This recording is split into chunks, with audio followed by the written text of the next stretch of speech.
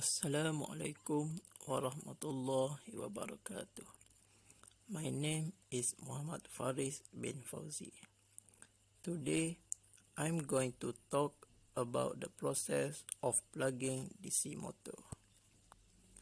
The diagram below shows the diagram of DC separately excited motor and its characteristic of speed and torque between the motoring and braking motor. Basically, plugging gives fast braking compared to the other braking.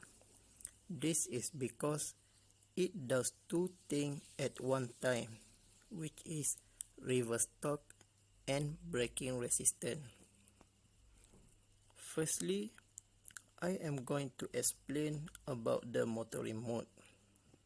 At the left side of the diagram, it shows the motoring mode. In this mode, the armature current flows from the positive source to back EMF and going back to the negative side. This is the basic operation of DC motor. At the right side is the plug-in mode.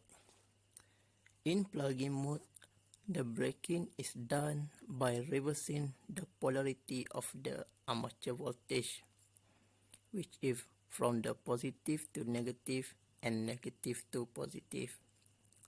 So, the back EMF voltage no longer opposes the supply voltage.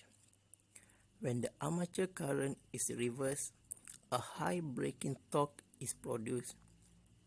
The reverse current produced by the combined supply voltage and back EMF is high. So, resistance is placed in the circuit to limit the current. At the zero speed, the braking torque is not zero. The motor must be disconnected from the supply at or near zero speed when the motor is used for stopping a load. If the motor is not disconnected from the supply, means the motor will speed up in the reverse direction.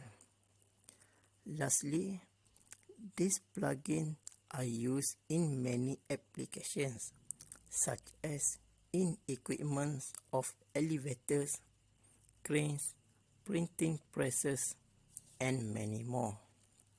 That's all from me. Thank you.